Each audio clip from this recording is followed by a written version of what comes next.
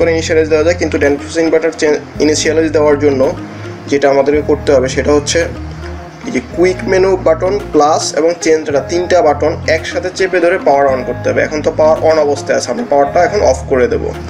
Of করে দেওয়ার পরে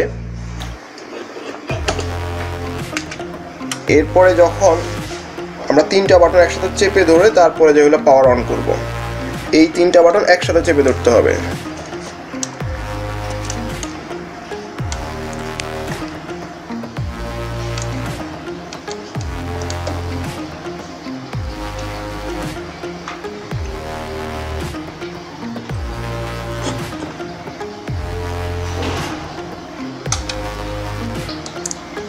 এখন আমরা দেখব যে ইনিশিয়ালাইজ হয়েছে কিনা, সেটার জন্য হইলো ইনিশিয়ালাইজ ভ্যালুগুলো দেখব। কুইক মেনুতে গেলাম, গিয়ে আমরা 204 নম্বর প্যারামিটারটা দেখি কি সেট করা আছে, কারণ হলো ওইখানে আমরা প্যারামিটার চেঞ্জ করে 20 সেট করছিলাম।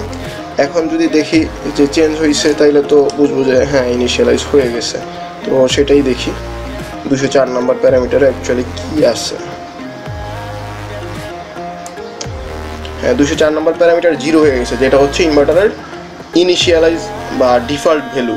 তার মানে হচ্ছে ইনভার্টারটা আমার ইনিশিয়ালাইজ হয়েছে। তো সুতরাং VLT 2800 DanFost VLT 2800 model ইনভার্টারে initialise করার জন্য আমার কুইক মেনু প্লাস প্রথমে পাওয়ার অফ করতে হবে, তারপরে কুইক মেনু প্লাস এবং চেঞ্জ ডাটা এই তিনটা বাটন একসাথে চেপে ধরতে হবে। চেপে ধরে তারপরে হলে পাওয়ার অন করতে হবে। পাওয়ার অন করলে এই যে এখানে অ্যালার্ম, ওয়ার্নিং এবং অন এই তিনটা LED একসাথে জ্বলে উঠবে এবং সাথে সাথে পাওয়ারও আসবে।